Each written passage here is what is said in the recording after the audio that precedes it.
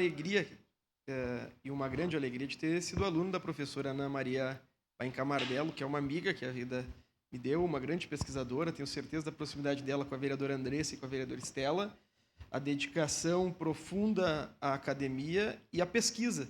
Foi a professora que me ensinou pesquisa no mestrado. Então, imensamente qualificada, imensamente capaz e, mais do que isso, para esse título, imensamente humana, porque desenvolveu inúmeros projetos que objetivavam a construção e o convívio de sociedade. Por exemplo, questão dos recicladores e catadores, um projeto e uma pesquisa desenvolvida pela professora Ana Maria Camardello. A segunda pesquisa e um projeto de muita importância foi o projeto de integração, vereadora Andressa, dos moradores do loteamento Campos da Serra, também desenvolvido pela professora Ana Maria Camardello. O Serviço Social da UCS é destaque nacional na sua qualidade de ensino, muito as diversas professoras e professores que compõem o corpo de pesquisa.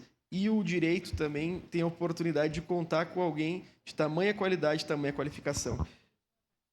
Vou apresentar o currículo da professora para os demais colegas que não conhecem e, de imediato, já vou passar a parte da vereadora Estela.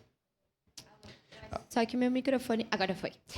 Eu quero parabenizar também e dizer que, com certeza, votaremos favoráveis. A Prof. Ana é aquela que faz a gente se apaixonar pelo curso que a gente vai fazer.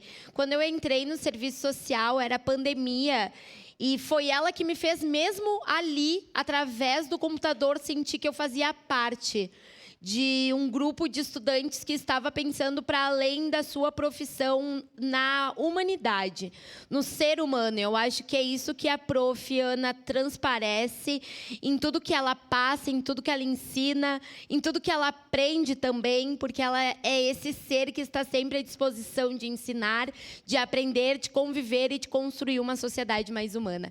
Um voto muito justo, um prêmio muito justo dado a uma pessoa muito especial.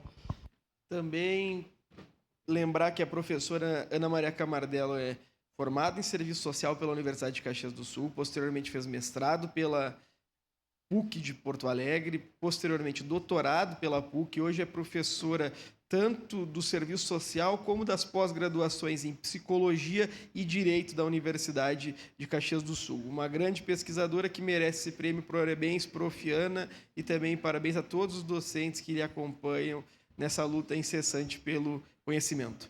Muito obrigado, presidente. Obrigado, vereador Cláudio Libardi. Com a palavra, a vereadora Andressa Marques.